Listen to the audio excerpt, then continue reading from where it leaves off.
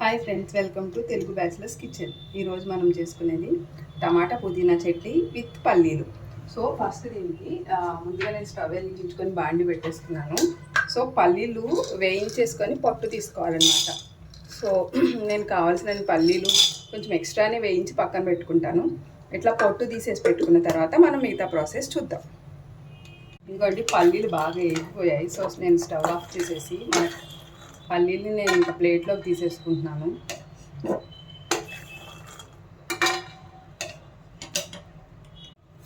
So ఇంకోండి పల్లీలు నేను ప్లేట్లోకి తీసేసుకున్నాను. ఇవి ఆరిపోయిన తర్వాత మనం పొట్టు తీసేసుకోవాలి. ఈ లోపల మనం పచ్చిమిర్చి, టమాటాలు, పుదీనా రెడీ చేసేసుకోవచ్చు.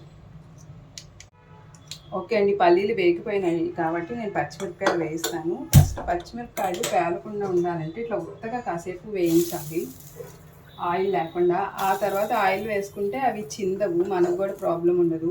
ఈ లోపల ఇదిగోండి, నేను ఈ పచ్చడికి ఇట్లా ఒక పావు కేజీ టమాటాలు తీసుకున్నాను. పావు కేజీ సరిపోతాయి. వీటిని కట్ చేసుకొని రెడీ చేసుకుంటా. ఈ లోపల అవి వేగిపోతాయి.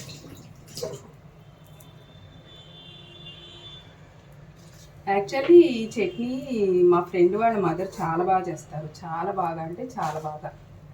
సో ఆవిడని అడిగి చేస్తున్నాను అనమాట. కొంతమంది దీంట్లోకి కొత్తిమీర కూడా వేసుకుంటారు, కానీ ఓన్లీ పుదీనా పల్లీకి వచ్చినంత టేస్ట్ కొత్తిమీరతో రాలేదు, అంటే నాకు పర్సనల్గా రాలేదు. సో ఇంకా రెండు కలిపైనా వేసుకోవచ్చు. ఇదిగోండి, ఇవి ఆల్రెడీ కొంచెం వేడెక్కైపోయాయి కాబట్టి ఇప్పుడు ఆయిల్ వేసుకున్నాం అనుకోండి, అస్సలు తిందాం, మనకి ప్రాబ్లం కూడా ఉండదు.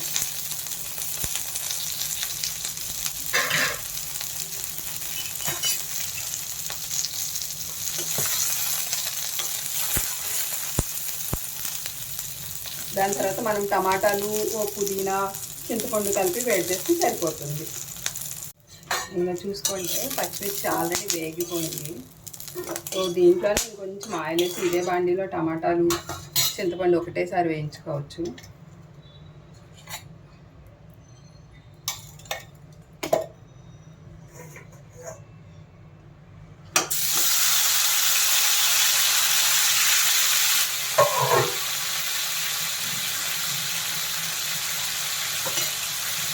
టమాటాలు మగ్గిపోతున్నప్పుడు ఇంకొంచెం సేపట్లో దించేస్తామా అనగా అప్పుడు పుదీనా వేసుకోవాలి. పుదీనా వేసుకున్న తర్వాత ఈ లోపల మనం పొట్టు పల్లీలు వేగిపోయాయి కాబట్టి వాటిని పొట్టు తీసుకొని రెడీగా పెట్టేసుకుంటాను. సో నెక్స్ట్ ఆ ప్రాసెస్లోకి వెళ్ళేటప్పుడు ఈ టమాటాలు వేగిపోతాయి. మధ్య మధ్యలో ఇలా కలుపుతూ ఉంటే త్వరగా మగ్గిపోతాయి. ఇంకొంచెం సేపు మగ్గిపోయేటప్పుడు మనం పుదీనా వేసుకోవచ్చు. ఇదిగోండి చూడండి, టమాటాలు ఆల్మోస్ట్ మగ్గిపోయాయి. ఇప్పుడు నేను ఆల్రెడీ వాష్ చేసి పెట్టుకున్న పుదీనాను వేసి, ఈ పుదీనా వేగే లోపల మనం ఫస్ట్ ఇదిగోండి పొట్టు తీసిన పల్లీలు, ఈ పొట్టు తీసిన పల్లీల్లోకి కొంచెం జీలకర్ర, తర్వాత వెల్లుల్లి రెబ్బలు వేసి ఫస్ట్ పల్లీల్ని వేడి చేసుకుందాం. ఫస్ట్ పల్లీని పౌడర్ చేసుకున్న తర్వాత మిగతా ప్రాసెస్లోకి వెళ్ళిపోతాం. ఈ లోపల ఈ టమాటాలు కూడా మగ్గిపోతాయి.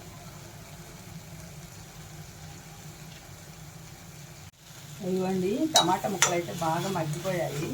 స్టవ్ ఆఫ్ చేసేసి బాగా చల్లారనిద్దాం, లేకపోతే మిక్సీ పాడైపోతుంది కదా. ఈ లోపల నేను పుట్నాలు ఆల్రెడీ వేయించి పొట్టు తీసిన పుట్నాలు పౌడర్ చేసి పెట్టేసుకున్నాను. ఎందుకంటే అవి ఫస్ట్ నలగవు. ఇదిగోండి, ఇట్లా పౌడర్ ఫామ్లో ఉంటే బాగుంటుంది. ఈ లోపల ఆల్రెడీ పచ్చిమిర్చి చల్లారిపోయి ప్లస్ టమాటా ముక్కలు కూడా చల్లారిపోయిన తర్వాత మనం మిగతా ప్రాసెస్లోకి వెళ్దాం. ఇదిగోండి, ఆల్రెడీ చల్లారిపోయింది. సో నేను మొత్తం ఇవి మిక్సీ జార్లోకి ట్రాన్స్ఫర్ చేసేసుకుంటున్నాను.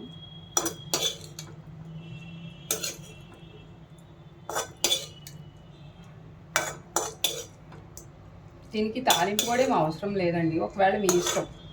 తాలింపు పెట్టుకొని పోపు కలుపుకున్నా బాగుంటుంది, లేదు ఇలా ఉత్తగా తిన్నా బాగుంటుంది. ఇది అన్నంలోకి బాగుంటుంది, చపాతీలోకి బాగుంటుంది, అండ్ ఇడ్లీ దోశలోకి అయితే ఇంకా బాగుంటుంది. సో ఎలా అయినా తినొచ్చు.